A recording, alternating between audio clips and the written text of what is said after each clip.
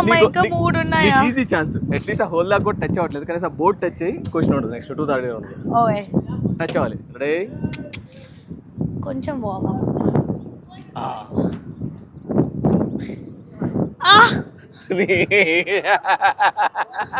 నీకు అసలు ఆ హోల్ కూడా కాదు కాన్ హోల్ హాల్ అరే దానికి మించి వెళ్తుంది, నా రేంజ్ అదని చెప్తున్నది. నీ రేంజ్ అదే కానీ నువ్వు అక్కడితో అయిపోకు ముందుకెళ్ళు అని.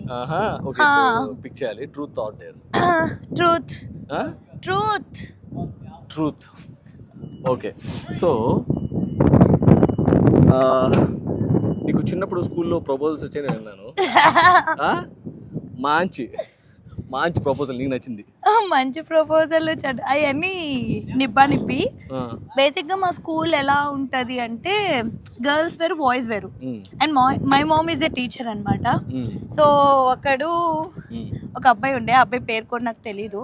ఆ అబ్బాయి అంటే ఇంకో అబ్బాయికి ఒక లవ్ లెటర్ ఇచ్చి ఇది ఐషుకి ఇవ్వు, నీకు 50 రూపీస్ ఇస్తా అని చెప్పి వాడికి ఇచ్చాడంట. వాడు మా మేడం దగ్గర దొరికిపోయాడు అనమాట.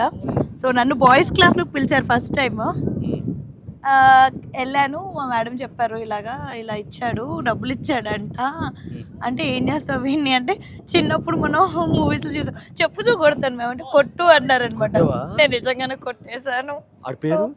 తెలీదు నాకు అసలు తెలీదు, పేర్లు తెలియవు, ఏమీ తెలీదు. 10th వరకు గర్ల్స్ బాయ్స్ సపరేట్ అనమాట. సో అట్లా పాపం వాడవాడు లవ్ లెటర్ రాసిన చెప్తూ కొట్టించుకున్నాడా? సీరియస్లీ అయినా కొట్టించి అది కూడా బాయ్స్ అది కూడా కాదు, మా ఇంగ్లీష్ టీచర్. ఆ కొట్టించి టీచర్ కి మెచ్యూరిటీ లేదేమో. ఆమె నార్మల్ గా నీకు నచ్చింది చెయ్యి అని వదిలేసింది. లవ్ లెటర్ రాస్తే కూడా తప్ప? అయ్యో నాకు తెలియదు కదా. అయ్యో అప్పట్లో జైల్లో పెట్టేది లేదు, జైల్లో పెట్టించేది నువ్వు. నాకు నిజంగా తెలియదు. ఇప్పుడు ఐ మెచ్యూర్డ్ ఇనఫ్. అప్పుడు చిన్న పిల్లలం. అయితే ఇప్పుడు పాపం వాడవాడు ఇప్పుడు రాయొచ్చు అన్నమాట లెటర్స్. అయితే హీ కెన్ మేబీ ఇంప్రెస్ అయితే